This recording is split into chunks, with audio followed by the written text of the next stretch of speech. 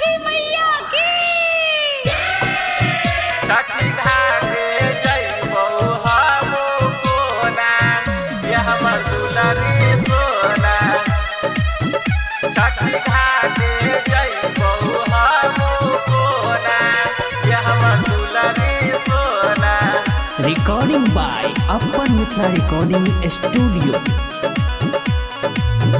छठी घाट या रख जइतो, माथे दौरा उठाई के हम दुलरे सोना, हम दुलरे सोना। छठी घाट या रख जइतो, माथे दौरा उठाई के हम दुलरे सोना। छठी घाट जइबो हमो कोना, ये हमर दुलारी सोना। तोरा बिना जइबो हमो कोना, ये हमर दुलारी सोना। छठी घाटे जइबो हमो कोना, ये हमर दुलारी सोना। छठी घाटे जइबो हमो कोना।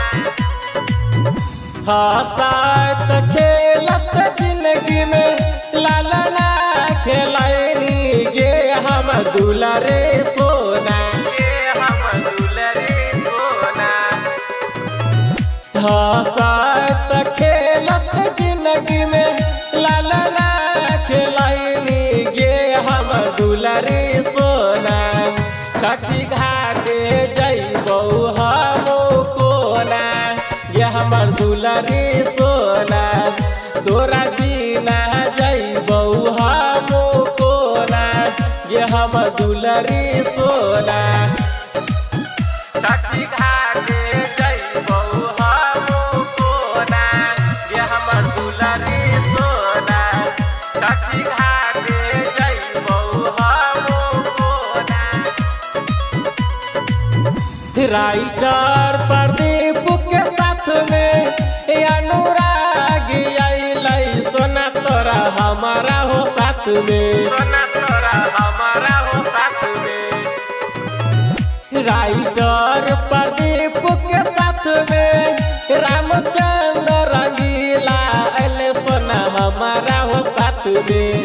छठी घाटे जइबो हमो कोना, ये हमर दुलारी सोना।